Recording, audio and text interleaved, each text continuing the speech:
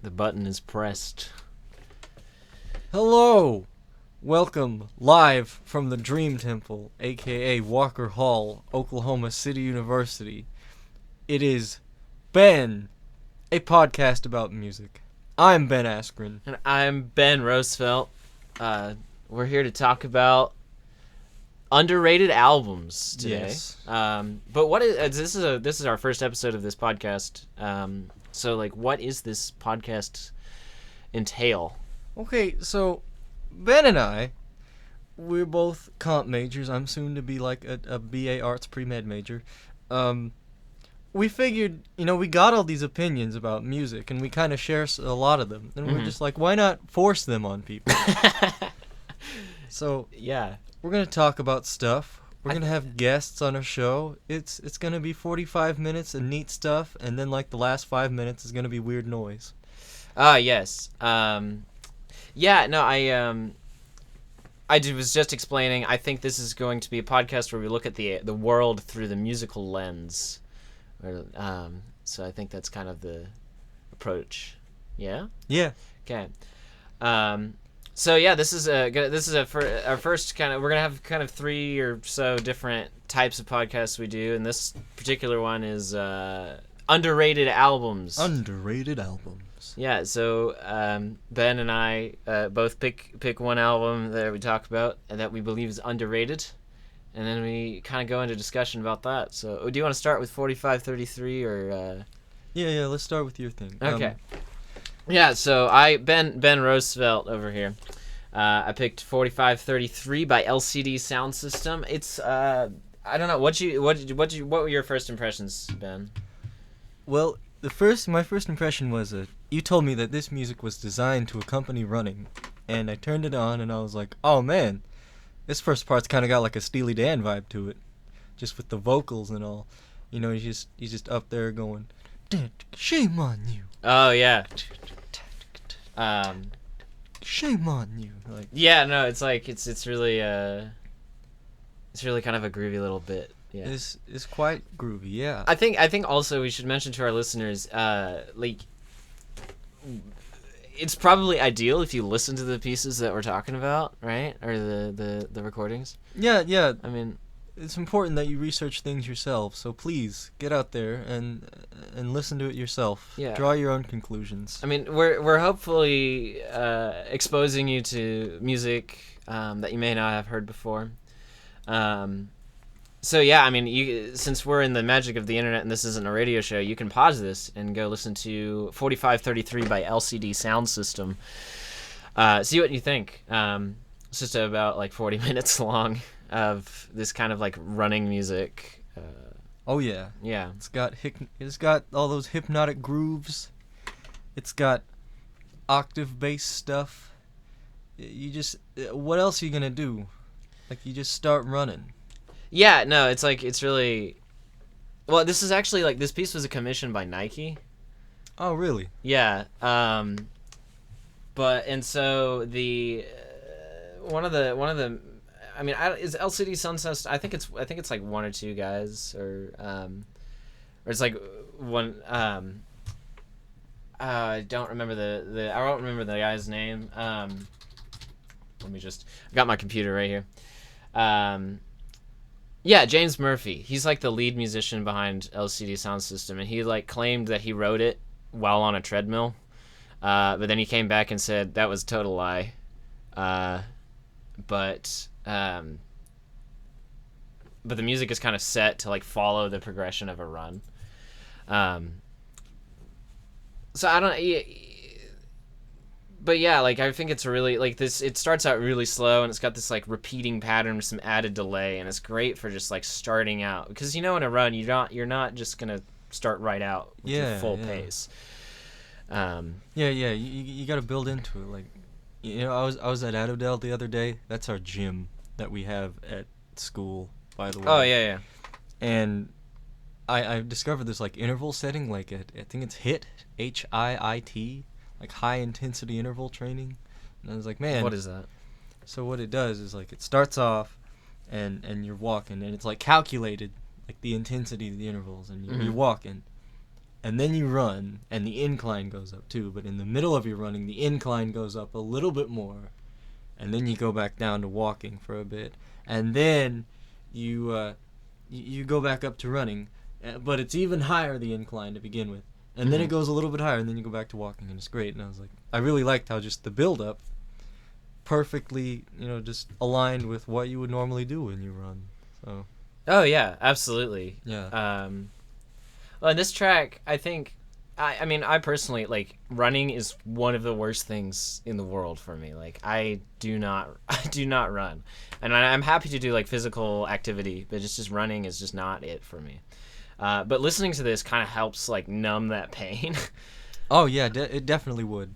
But like this makes me wonder, like from a philosophical standpoint, like, what are the implications of numbing physical pain? Because I feel like there's a lot of philosophers like Nietzsche, who I was talking to you about this earlier, but like Nietzsche is all about like experiencing pain and kind of embracing it as a way to grow, right? So what if we numb like physical pain? What does that mean for us? And what does that make music for us? Like, is music a way of just getting away from the human experience or coming closer to it? I guess is really what I'm asking. That's a concept. That's Yeah. a whole concept. And I mean, I think that's definitely something that we can. I mean, like, really answering that on the spot in a single sentence is really difficult. Right? Man. Well, I think if you're learning, you're doing the human experience thing. Right. So like, if you're running and you're using music to kind of just get more in the zone, then like, man, you did the movement. That's what matters. That's true. Like that's, but yeah, I know there's some people like I think David Goggins is his name. He's like a kind of well-known military guy. I'm unfamiliar. Yeah. I mean, if you watch Joe Rogan, you're gonna watch. He's one of the guests. Yeah. But I know those guys both think that like exercising with music is cheating, because you're not music takes away from like the focus of the moment. Right. But like I seriously think as long as you're moving, yeah, like, that's what matters. Right. Yeah. I mean, part of me is kind of with you there, and like I just I did write that down because I took a bunch of notes when I was kind of experiencing this 45-33 while running, and I was kind of saying, I even asked the question, is it bad that I can't work out without listening to music? Because that's, any workout that I do, really, other than like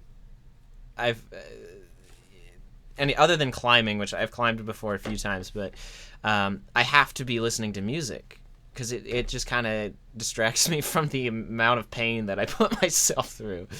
So I don't know. And so that the other guy you mentioned would probably disagree with me there. Yeah.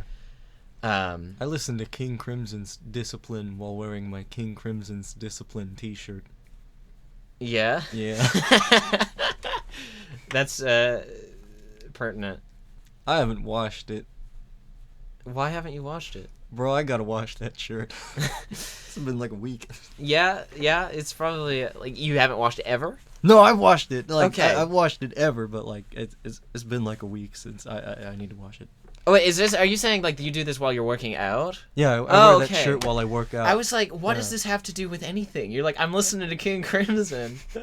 Bro, no. I go to the gym like 3 times a week, and I wear my King Crimson's Discipline t-shirt while listening to King Crimson's Discipline.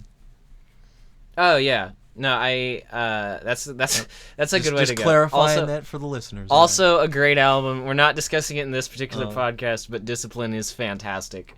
So, going back to 45-33, I think part of me, in contrast to this like numbness that I felt, I think part of me felt closer to my physical self in moments. Yeah, I listened to 45-33 while driving. And it definitely just like put me in the moment. It's a fantastic album for that. Oh yeah. Yeah. And it's so. I mean, it's got like it's got plenty of that electronic music that I dig, because I mean that's kind of my. I've always done electronic music, but like but it's also got this like this grooviness in every kind of section. That just keeps you moving, but like the progression of the track follows your like run so much, or even a drive so much that, that you just become more in tune with what's happening. And I think that's kind of the magic of 4533. But and like why I believe it's so underrated, because it accomplishes what a lot of minimalism aims to do. And just really effectively. I mean, because I don't know. In my experience of like minimalism, Philip Glass, Terry Riley, Lamont Young, those kind of experimentalists from the 20th century, even John Adams. It's so. Sometimes it is just like, when is the repetition moving forward, or like you start thinking too much about the music itself and it doesn't lose you. So I think this accomplishes a lot of what, and I mean I'm not speaking against any of those composers, but yeah, you know what I mean? Oh yeah, no, totally. I wish I actually listened to this album while I ran. Yeah, I mean it's a different experience. I think there's a lot of benefit to listening to it while you're not running too. I mean, even so, like, it was supposedly written while the artist was running, and then the artist came out and said that's not really true. But absolutely. And I think it was made. I mean, it was commissioned by Nike, I think, to like sponsor Nike. I mean, I can already hear it in like a Nike commercial. So. Oh yeah. He did something right. Yeah. Yeah, and like. Then this kind of calls into question the nature of like commercial music, and like where's the validity of commercial music in like the artistic scene, I don't know if I'd go in that too deep, because I mean, commissions are nice. That's how we make our money, man. That's how we make our money. Right. No, and I don't. I mean, I'm obviously not saying anything like not trying to push anything against commissioning. But I mean, it is interesting. I mean, that's like we go back to like everyone studies Bach in music school. Like Bach was commissioned all the time. Yeah. Not necessarily by big corporations, more like churches, but it's just interesting. I do think sometimes commercial music is disregarded. Yeah, I mean, because really, if it sounds good, it is good. Duke Ellington, right there. Straight facts. Yeah. Yeah. No, that's sorry, I was checking the time here. That's a really valid point. Yeah, man. So I mean, moving forward, into the song, there's this part where there's a singer and that just starts saying like my favorite song, and it's like really slow. Do you know what I'm talking about, Ben? I'm trying to remember. Yeah, it's man. Hold on, I think it's somewhere like this little bit. Yeah, it's I mean, I'll add in the audio. It's some real running music, man. Like, right. Oh, yeah, this stuff. Okay, yeah. I remember it now. Yeah. And like, by this point, I mean, by this point in the run, I just gave up and I started walking because I could not keep it. Dude, yeah. I mean, it's like 20 minutes in, and I'm kind of a weakling. Dude. But yeah. But I'm just like losing it, like. I don't know. Just something totally went crazy in my head during this moment. And it's kind of like, yeah, and then I started questioning like, am I projecting some sort of feeling about this music onto this music? Yeah. Like I feel like sometimes I'm hearing it and I'm like, I'm supposed to feel this way, and so that's what I feel. You know? And I think we do that in a lot. I mean, I especially see that in the classical realm, but even when we just listen to any music with headphones, I mean, there's like this projection that happens. Yeah. I mean, do you ever witness that, or? Yeah, I do witness that, man. Is running a form of dancing?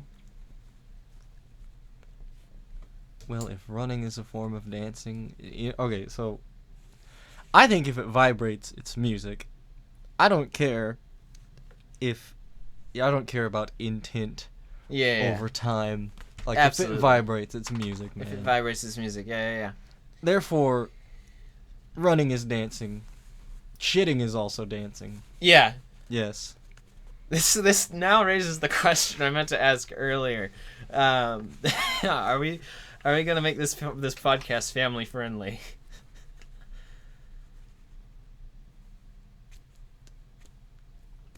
I think we should just let what happens happen. Yeah, I mean, okay. We're clearly appealing to a college audience. Yeah, that's true. And I know how much you hate censorship, man, but like... That's true. So what did you say? Shitting is dancing? Yeah, by that logic, shitting is dancing. Yeah. I mean... Yeah, I mean, I'm no dancer. Like, I think we gotta invite a dancer as our special guest. We will have special guest episodes. Oh, we're doing the choreography thing on February 11th. Oh my gosh, dance yeah. concert, Project 21. Yep, check out project21composers.org for the information on that event. But, yeah, we're gonna have a dancer in here and talk about these issues. But, like, I'm not a dancer. But, like... Does the movement, like, this is kind of like the intent question, does the movement have to be to something? Are we dancing to something, or can we just dance? Do we even have the capacity to dance by ourselves? Yeah, we do. Just without anything? Yeah, if we got no brainular prompt. Brainular is my new word. Dude, see my hands? They're up. Now they're down. Yeah. Now they're up. Now they're down. Up, down, up, down. It's Where's my degree? Yeah. And Lacey School of Music at Oklahoma City University. Mm-hmm. So I guess talking a little bit about this, the music itself. Moving on from the dancing thing, I've noticed that there was like a lot of ascending, it seems like a central theme to this piece is like these ascending, really nice chords, consonant chords, if we want to use a big music term there. And it's really an interesting, like, it's really an interesting kind of thing to experience, because it's like that repetition and that theme coming back. It's not something we notice, but we sort of subconsciously notice that, oh, there's this ascending group of notes, you know? Yeah. And then there's like this little section that I'm playing right now where it's just like these trumpets ascending, and I think around like 2840. Kind of like how modern it sounds, just like the patterns in which they're ascending. And then you got this, I think it's a trombone just kind of soloing over it right now.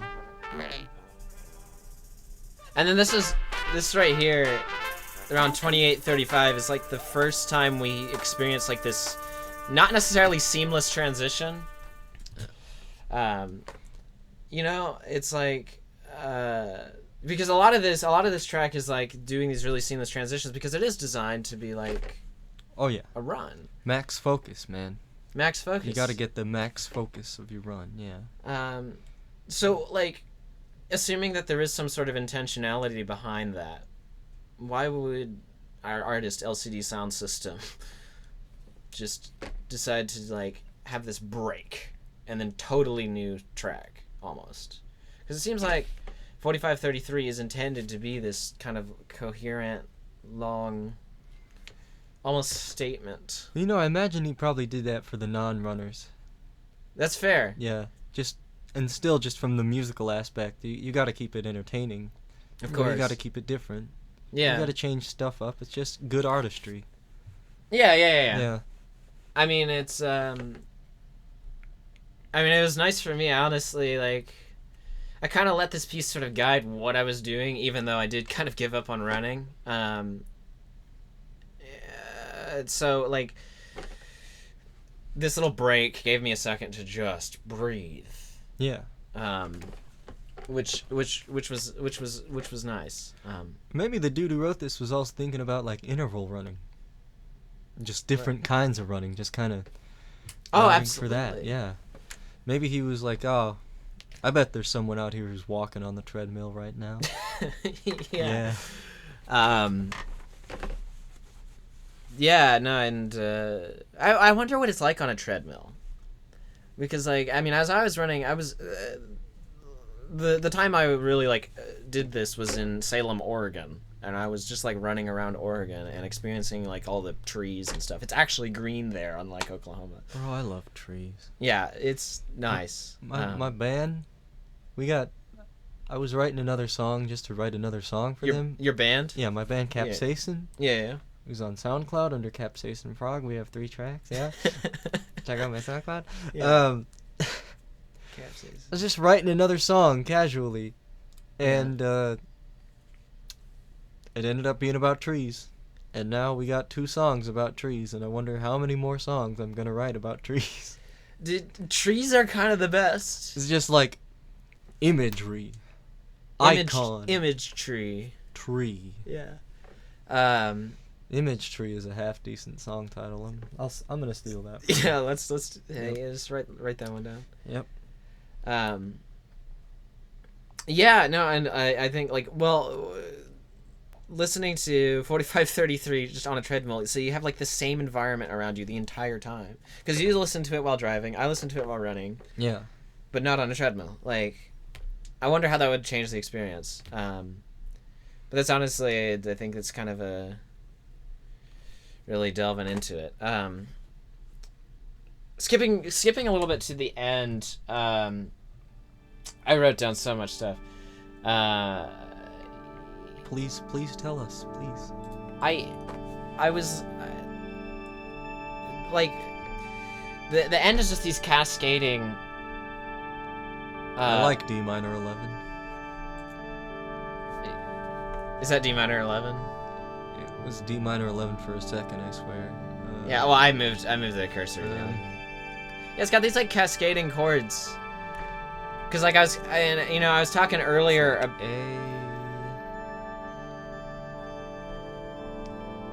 We'll just. This man likes chordal voicings. Right.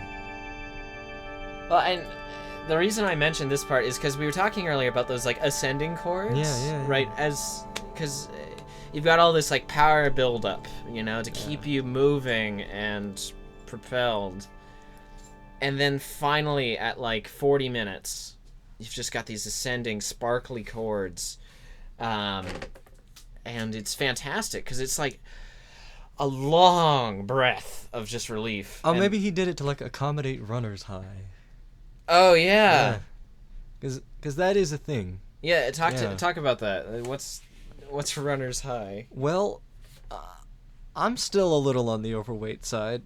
I don't know if I've actually experienced it yet, but I have just left the gym, and I think it's... And you're just looking at the stars, and they just seem brighter. And you're just kind of like, wow. It's okay. That's what this section sounds like. Yeah, because your cool down runner's high part. Yeah. That's fantastic. It's just like a unique feeling that one day I'll be able to better put it into words. Also, I mean, runner's high is kind of a... But... I think maybe it's like we're in this like club. I'm not in this club. I think it's just like a rush of serotonin or whatever just hitting you. Right, but like I mean, I feel like everyone who's experienced runner's high who's listening is in this like runner's high club who knows what it's like but can't explain what it's like. Yeah, like, man. But yeah, I mean that's really how it goes. I'm not that much of a runner, by the way. They're just. But I mean, we've got this really nice consonant chord, and then the very end, we have this like kick drum, like a heartbeat. Yeah. And the entire track fades out. This is after like 45 minutes of this like pure like, I don't know, screwery of groove and electronic music. And then it just like descends into nothing. And it's really beautiful. And then you go home and you shower and you eat a veggie burger or like a peanut butter and jelly sandwich, and it's 10 o'clock at night, and then you're like, dang, I still got homework. I want the sandwich though. And then you do your homework and you're like, oh, it's 2 in the morning again. Oh, yep. Oh, got 8 a.m.s. Yep. Yeah. Yeah, that's kind of how it is. You want to rate this album or something? Well, are we that kind of podcast? Yeah, let's rate this album. I'd say like 45 stars out of 33. I can't follow that up. I'm gonna say I'm gonna say it's good. It's a 5 out of 7, because 7 is the amount of days in a week, and 5 is how many of them that I happen to be at the gym. That's fair. I'm getting somewhere. Yeah. Yeah, and I mean, like, honestly, when it's done, it's like one of those pieces that, like, I don't want to listen to anything else right now. Like, I don't want to hear music when it's done. Yeah. Because it's just like, that was just a whole trance experience. You gotta have the silence to frame it. So yeah, 45 stars out of 33. Let's move on. Yeah. Everyone, please give this album a listen. Please. There's some extra tracks on here, or are these extra tracks? Yeah, they're like bonus tracks. Yeah. I mean, 4533 is like the original record or whatever. Although I don't know it was released in like 2002. So I don't think it was necessarily a vinyl thing, but there's like 3 other tracks on the album on Spotify. Give them a listen. 4533 is fantastic. So. Yeah, moving on. So this is Ben's album is In the Wake of Poseidon by King Crimson. Yes. King Crimson. Yes. Yeah. For my underrated album, I picked In the Wake of Poseidon by King Crimson. This is their second album. It followed up In the Court of the Crimson King. And upon first listen, it's very prevalent that this is a follow-up of In the Court of the Crimson King. I mean, so what is talk about these listeners. Yeah, might not necessarily know King Crimson. Well, so in 1969, there was this band that formed, and the moon landing, and Trout Mask Replica, but that's for another episode. Yeah. So King Crimson formed January 13th, 1969 in London, and they had Greg Lake on bass and vocals, Robert Fripp on guitar, Mike Giles on drums, and Ian MacDonald on winds, and Mellotron? Or did Robert Fripp do Mellotron I think Robert Fripp did Mellotron, but I could be wrong. My dad's going to be listening to this, and he's be like, you're wrong. Oh. But yeah. That's okay. Man. Wonder how many dads are gonna listen to this. Yeah, like maybe we should have a dad segment on every episode. Yeah, we should have like a dad special. Yeah, just talk about dad. Yeah, have a dad special. Yeah. Maybe in June or something. I don't know. In June. Okay.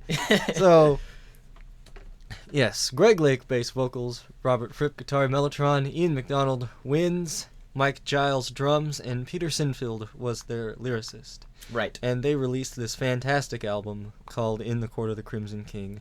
I think it is a perfect album. I would advise everybody to listen to that. You know what? I'm just gonna say it now. If you listen to this podcast and you haven't listened to In the Court of the Crimson King, you're kind of a poser. Just throwing that out there. I'm making you do this to enrich your listening Let's experience. accuse all of our listeners of being posers. Yes. That'll attract a crowd. Yes. Controversy. Okay, so anyway, King Crimson in that time of the release of the Court of Crimson King, they opened up for the Rolling Stones and they got kind of big, but that band only lasted for 4 months. The touring was very disorganized, and a lot of the band members, such as Mike Giles and Ian McDonald, were unhappy with the touring schedule, and there were some burgeoning creative differences.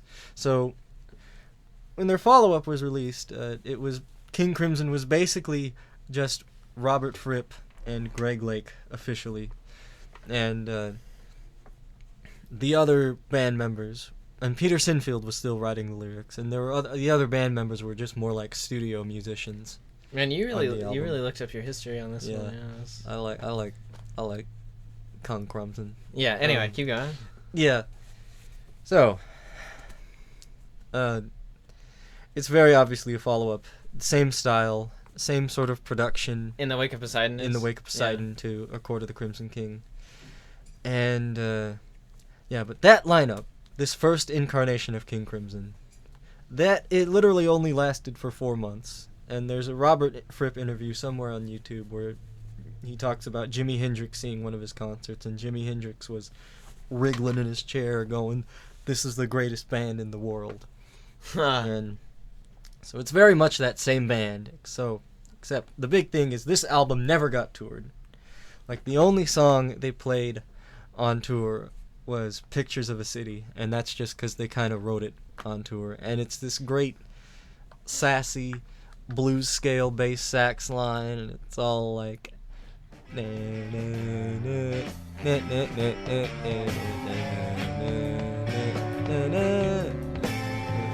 Yeah. It's cute, especially when it's all... This solo.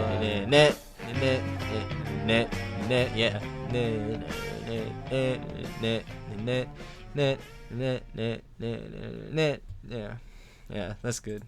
Yeah. I think what's really interesting about early King Crimson is that there's so much stuff that's built on the blues scale, but there's not a single lick of like actual blues. It's true. Yeah. I've even noticed that with like the other progressive rock bands, like Emerson, Lake and Palmer. I mean, that was a huge one. Like there's like so much blues in that, but it's like so modified and like it's still so complex that like you can't just know it by learning a blues scale. I mean, yeah, there's so much like blues scale melody in here, but there's never, like, you listen to the guitar solos and there's never like a single kind of like sort of lick. Yeah. No, I get it. Yeah, it doesn't. I think the blues is kind of in the feel, and Well, it's that feel.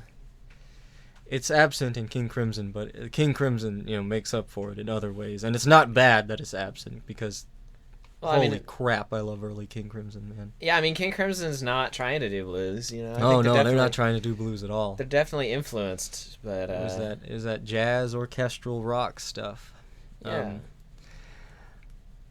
There's this theme throughout the album, and that theme is peace. And apparently, peace is what they say in the theme is peace is the look on the face of a child, and that's what true peace is. It begins with Greg Lake singing some quiet stuff. Very quiet, apparently. I'll just I'll add it in the podcast. Yeah. Editing process. Yeah, that's good. Yeah. But yes, so then it proceeds. Peace. There's peace, a theme, and it's some lovely solo acoustic guitar playing. Yeah, I mean it's really nice to have those Yeah. like interludes. Oh yeah, they're back. lovely. And apparently the theme of this album is that the people on the album are the 12 archetypes of humanity. The people on the Yeah, every face on there is an archetype of humanity. Oh, on like the cover? On the cover, yeah, front and back. I forgot which order it is, but the girl on the top left cover, that's innocence. And then the guy on the bottom left, that's the warrior. I think the dude on the bottom right is the gesture. And then you got Big Titty Goth GF up there.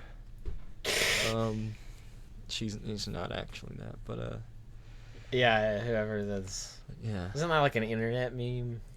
Oh yeah. Yeah, okay. I don't know. Yeah. I am just not in tune with the internet memes. Sure you aren't, man. Okay. You know, I'm somewhat in tune with the internet memes. Like that Lego City one is really good, but yeah. All right, let me actually let me find out what the 12 archetypes are for our viewers. Okay. Can kind of just content. A little scrub a little between here. Yes. I'm gonna do a slight amount of editing. All right. So the 12 faces in the picture are as follows. There's the fool, fire and water. The laughing man with a wispy beard. The actress, water and fire. The Egyptian girl with long pearl earrings and many pearl necklaces around her neck. She has tears in her eyes. The observer, air and earth. A scientist-type person with round spectacles pushed up above his brow, mostly bald, head with hair white at the sides, his left hand held up to his chin. He looks thoughtful. The old woman, earth and air. A woman with much wrinkled face wrapped up against the cold. The warrior, fire and earth. Dark and powerful warrior's face in blacks and reds. He wears a steel helmet, broad, square face, open mouth with the square teeth, and a full black beard. Yeah, that's our guy on the bottom left corner. There's the slave, earth and fire. A black African with large gold earrings and a ring through her nose. The lips are full and pink, the eyes half closed, sultry and sensuous. The expression is warm and friendly. Is that? Yeah, it's problematic. You think that's the pink one? Then there's the child, a picture of innocence, a girl with sweet, delicate smile and butterfly-shaped bows each side in her long golden hair. Her eyes are large and watery, and she has a delicate, sweet smile on her mouth. She wears a gold chain, on the end of which is a small golden key. Oh God. Yeah, there's the other ones. Yeah. Not. Dude, that the little. Yeah. You got the child. Yeah. No, okay. And you got the patriarch, water and air, an old philosopher with a long face and long white hair and long white beard and mustache, white bushy eyebrows, all around are shapes like flowers or snowflakes. The brow is furrowed upwards from the nose in a fan-like fashion. I think it's that fella right there. Yeah. The logician, fire and air. A scientist or wizard-type man with long face, dark hair, and a long dark beard. He appears to hold a long stick or wand with his right hand, and his left is held aloft, surrounded by stars. And the Joker, fire and air. The picture in bright reds and yellows is of a smiling, twinkle-eyed harlequin, with his typical gold, stu-coated triangular hat. Oh, yeah. She is the Big Titty Goth GF is the enchantress, water and earth. A sad girl with watery eyes. Her long dark hair is blown sideways across her face and brow from right to left. Yeah. So, album art. There's a final one. Yeah, I'm sorry. Mother Nature, earth and water, lying asleep in the long grass. Their face in a silhouette is viewed from the left side, and all around are the flowers and butterflies. And I think that's Mother Nature. All right. Yeah. So these are the folks on the album art are. They are the 12 archetypes of humanity. Now, here's an interesting question.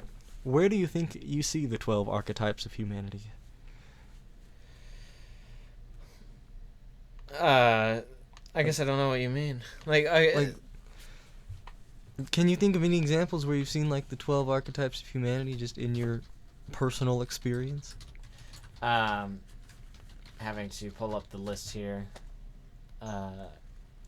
This is different. That is different. Jungian archetypes.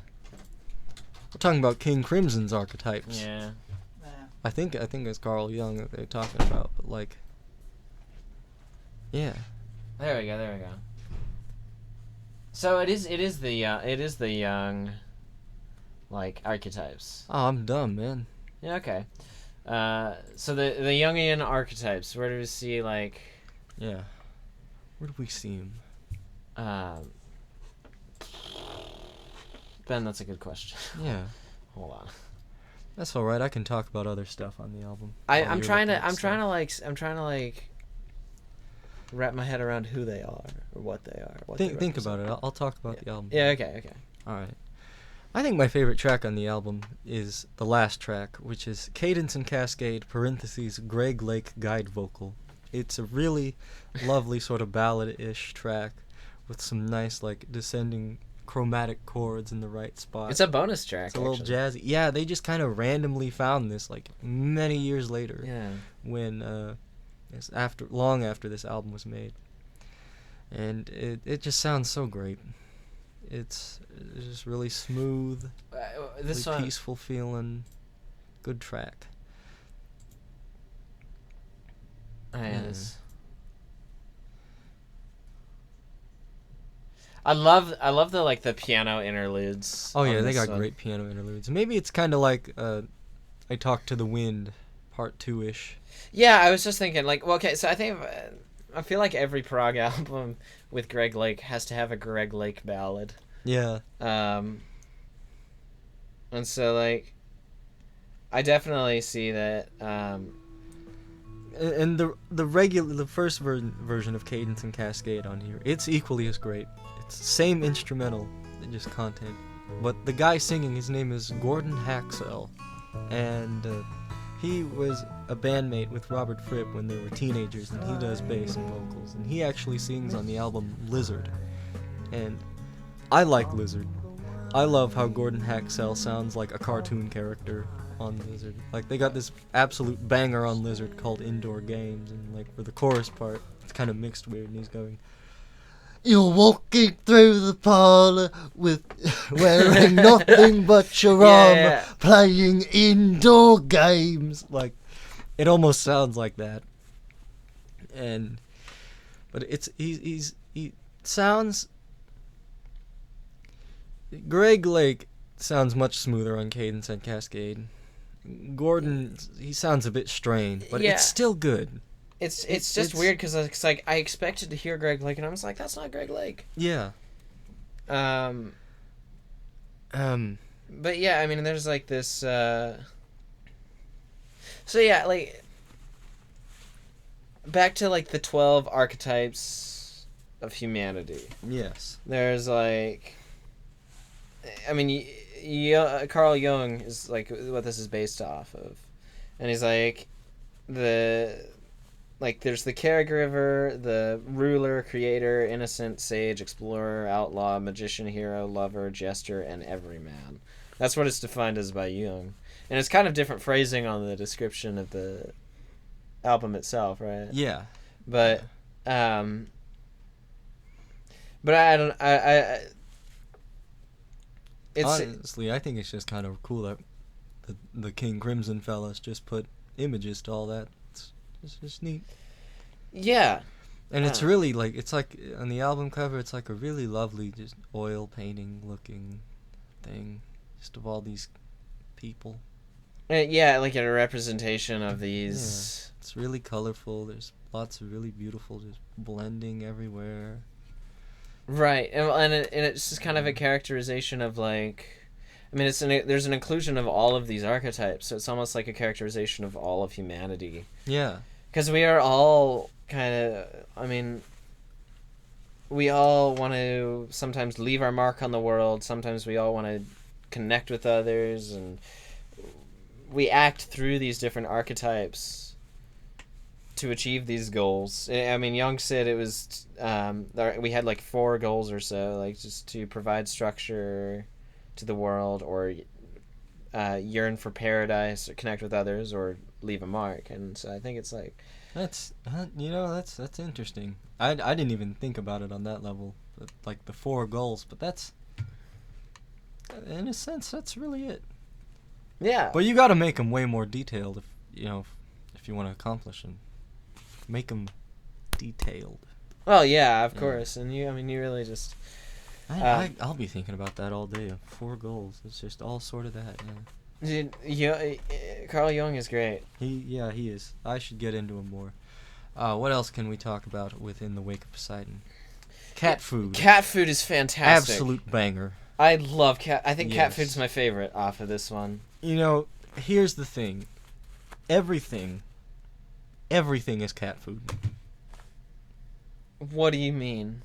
Dude, cats will eat everything.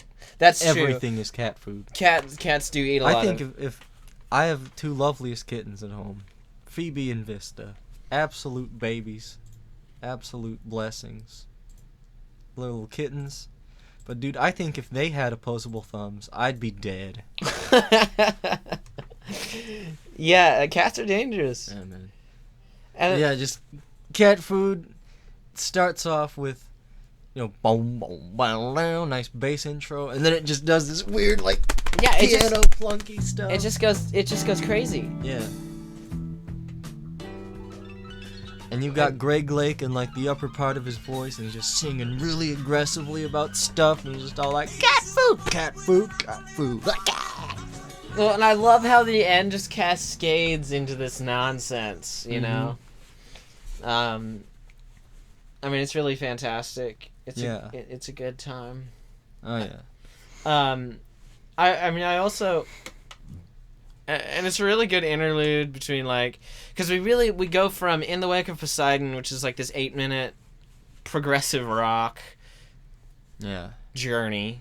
And then we go to cat food, and... then go to Peace. Yeah, and, we have... You're in the deep parts of the album where you're all pondering stuff, and the textures, the instruments, are all kind of sparsely used. And right. It's all neat. So we have this curious little transition with Peace, which is very short, and then cat food, that cacophonous nonsense of love. You just go right back to just real rock. And then you just clipped my mic. Oh, it's all right. And then the Devil's Triangle, which is the Devil's Triangle is a really cool version of Mars by Holtz. Holtz. Yeah, Holtz. Yeah. No, I don't know how I feel about this song. I mean, it's it's kind of cool and all, but it's in a different key. I think Mars is in G, yeah. Oh yeah, I mean it's in a different key. It's different. It's different from Mars. It's not orchestral at all either. This version. It's not trying to cover the track. Yeah, no. Yeah, it's just kind of using this da da dun dun dun dun dun da da dun dun. Yeah, all that kind of crazy stuff. If any of you are unfamiliar with the piece Mars by Holst, it's fantastic. It's also got 5 beats per measure, but it's a classic space track about space. I think it's actually used in Star Wars and Star Trek. Sure. Yeah, I mean, there's definitely a bunch of John Williams definitely borrowed from Mars and Holst and thousands of other composers, but yeah, I mean, and this Devil's Triangle, it's so... I don't know, this entire time when I was listening to this album, I was like, this is so very progressive rock. And the reason I say that is because, I mean, I had a phase for years where I was listening to, exclusively progressive rock, right? Yeah. But this is, to me, this album is kind of like a glass skyscraper, right? We see so many glass skyscrapers nowadays that we're meh. But, the first glass skyscraper was fantastic. Oh, yeah. Groundbreaking, right? Yeah. But the first glass skyscraper is going to look... I mean, it's going to be less interesting than the glass skyscrapers it influenced, right? So I kind of feel the same way about this album. Because it's so very progressive rock. And that's just that's my take on it. I mean, of course I enjoyed it because it is progressive rock. But I think the only real problem that this album has is that it had to follow up in The Court of the Crimson King. That's true. That's really why it's just kind of gone unnoticed. Well, in The Court thanks to the internet, we can notice it again. But yeah, it had to follow up in The Court of the Crimson King, and that's a pretty damn hard album to follow up. Oh my, yeah. I mean, it's that thing that in the Court of the Crimson King, as you said, is like it's almost a perfect Yeah. album, and it kind of spurred this like huge movement of progressive rock and was hugely influential. But and this is like the sequel, like it's like writing a sequel to Citizen Kane. Yeah. Yeah. So it's hard for this album to succeed. I think it's still a really fantastic venture into, and it still sounds like in the Court of the Crimson King at some parts. Well, and I'm glad we sort of talked about the album art, because that really puts, I mean, album art is important, especially kind of in this era of music, the 1970s. In the 60s, it's like it's got the Jungian archetypes, and so we can like listen to this music kind of thinking about our goals as humans and how those manifest. But I think what's important is that everything is cat food. Everything is cat food. You can have your goals, but some part of your goals are cat food. It's all cat food, man. Cat food. Yeah. So finally, we go through the Devil's Triangle, this like crazy, like it's almost like a bolero-ish approach to Mars with some rock in it, because it like starts out really slow and just builds. Yeah. Bolero being this like 15-minute long orchestral piece that's essentially a 15-minute crescendo. Yes. Consisting wholly of orchestral tissue. And no music of it all. At all. Actual quote from Ravel, the composer. That's a good quote. There was one old lady who saw Bolero, and she was like, "This is rubbish," and Ravel was like, "See, she gets it." I didn't know Ravel didn't like Bolero. I mean, it makes sense. No, he kind of wrote it as a joke. Yeah. I think it's really cool. It is a concept, and like Ravel clearly said, it is a concept, and I kind of side with Ravel. I mean, it's a well-written concept. It is a well-written concept. Pavane for a Dead Princess, that made me cry. That piece is great. All right, but back to In the Wake of Poseidon. Peace. An end. Yeah, so we're finally brought full circle, excluding the bonus tracks on Spotify. Yeah, we're finally brought full circle to Peace again. And, like, Greg Lake, like, it just begins by just, like, raw vocals, no effects added. Just, like, him talking to a mic like we are. Well, not talking, singing into a mic. Yeah. And it's so, like, you can hear, like, this shakiness in his voice that just adds this, like, really deep kind of emotion. Yes, but it's kind of not, it's not trembly, but you can tell it's just from the heart. It's from the heart, from the soul. From the soul. Good, honest expression. But, and he ends it with, like, peace. The look on the face of a child. And I think that's a good. I think that's a good way to like really. I mean, I think that's really what's great about concept albums like this, because it's designed to be listened on a record player. We've got peace in the beginning, we got peace in the middle, we got peace at the end, and everything in between. And it's like it's a full sit down session. We just we don't do that anymore, Yeah. And I'm not trying to be like one of those things aren't like they used to be, but they aren't. It's like... Actually, alright, I was wrong about the ending. The ending is, peace is a stream from the heart of a man. Peace is a man whose breath is the dawn. Peace is a dawn on a day without end. Peace is the end, like death of the war. Like, yeah. And then you're like, man, I gotta live my life. Yeah, it's really... those are the great kinds of, like... And I think this is another kind of ending that just, like, I don't want to listen to anything else now. Yeah. Yeah, because it just came full circle. But then cat food shows up to remind us that we are all cat food. Yeah, I mean, that's my problem with Spotify bonus tracks. Yeah, is man. they just like it's just like, oh, yep, here's some more music for you, that's different from the entire record, but it's all right. It's modernization of something or other, and I love that. Yeah. Um, I mean, if it wasn't for Spotify bonus tracks, we would have not have discovered Cadence and Cascade. Great Greg Lake guide vocal. yeah, Yeah. which is handy because like I like Greg Lake. I like Greg Lake too. I don't know why he didn't just sing on this one Yeah, I think on Cadence and Cascade. I think he was just like, I want to do ELP stuff. Goodbye, Robert Fripp. that's understandable. I would want to Yeah. do ELP stuff too. Yeah. Yeah, man. He was really good. He was really good. All right, so what are you rating this album? I'm gonna say 69 archetypes out of 12. That's, I'd say about 37 tridents is my rating.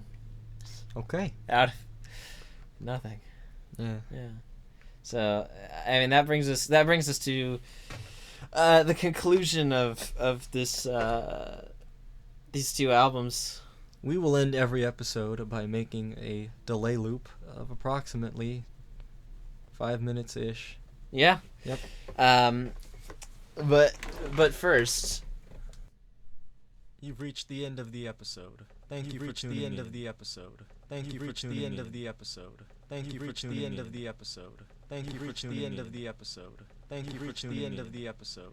Thank you for tuning in. The end of the episode. Thank you for tuning in. The end of the episode. Thank you for tuning in. The end of the episode.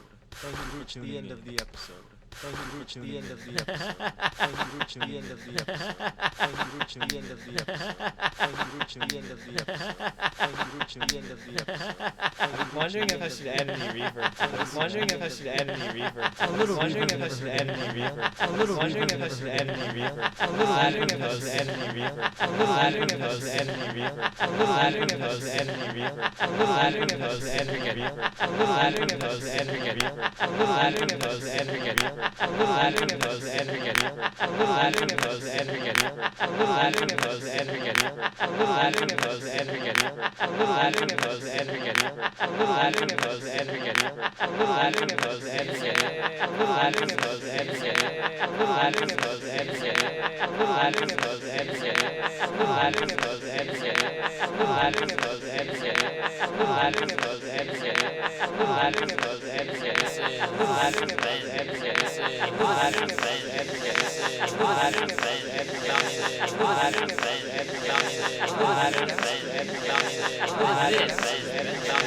wondering reverb if I should add any reverb. A little reverb wondering if I should add any reverb.